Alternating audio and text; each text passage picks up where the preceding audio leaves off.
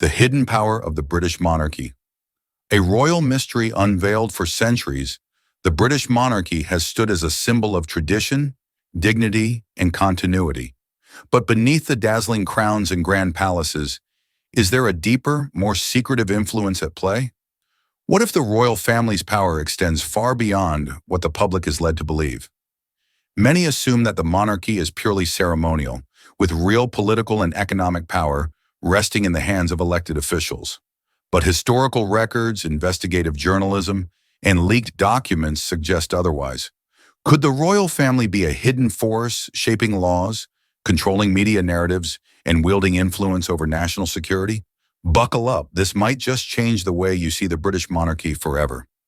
99% of viewers watch without subscribing. If you enjoy our content, subscribe and turn on notifications. It helps us grow and keeps you updated. Thank you. The secret grip on politics. Who's really in charge? One of the most astonishing revelations about royal influence is king's consent, a little-known process that allows the monarch to review laws before Parliament even debates them. Critics argue that this gives the royal family the power to alter, delay, or even block legislation that affects their interests. And here's the kicker. This process has been used multiple times to protect their wealth and privileges. Even more mysterious are the weekly private meetings between the monarch and the prime minister. No transcripts, no records. Just two people in a room making decisions that could shape the fate of the country. What exactly is being discussed, and how much of that discussion influences government policy? A financial empire beyond imagination. Most people assume that the monarchy survives on taxpayer money through the sovereign grant. But what if I told you that the royal family controls a multi-billion-dollar empire hidden in plain sight? The Duchy of Lancaster and the Duchy of Cornwall generate enormous wealth, yet they operate under a legal gray area where they enjoy tax breaks and exemptions that no ordinary business could dream of.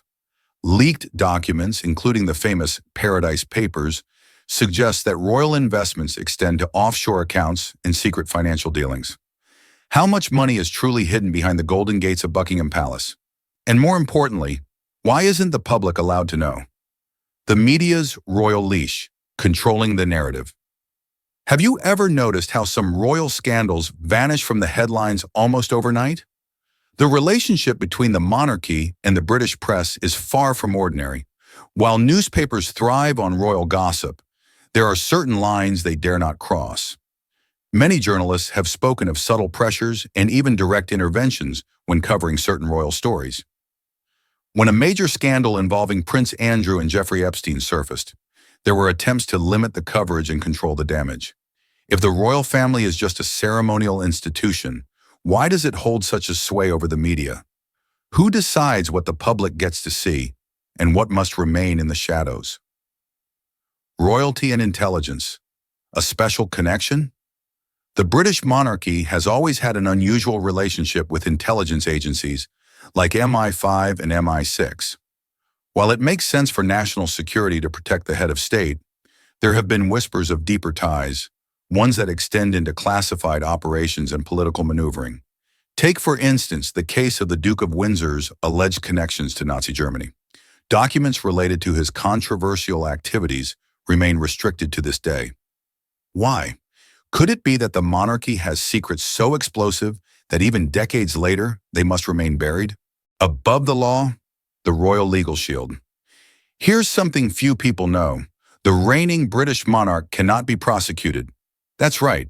The king or queen is legally untouchable. But it doesn't stop there. Reports suggest that royal estates and assets enjoy special legal protections, exempting them from laws that apply to the rest of the country. For example, employees of the royal household have been prevented from filing discrimination claims in certain cases due to these exemptions. And when it comes to environmental regulations, royal lands have been granted exceptions that allow them to bypass certain rules. In a modern democracy, should any institution, no matter how historic, be beyond legal scrutiny? The final question, who truly rules Britain? This isn't about conspiracy theories. It's about questioning the structures of power that exist in plain sight. If the monarchy is truly just a symbolic institution, why does it have the ability to influence laws, shape media narratives, amass immense wealth, and operate under legal protections unavailable to the public? Britain prides itself on democracy, transparency, and accountability. But when it comes to the monarchy, are we looking at an exception to the rule? Is the real power of the crown hidden beneath centuries of tradition and secrecy? One thing is certain: the British monarchy is far more than just a symbol. The only question is, how much more? What do you think? Does the royal family hold more power than meets the eye? Join the discussion and let your voice be heard.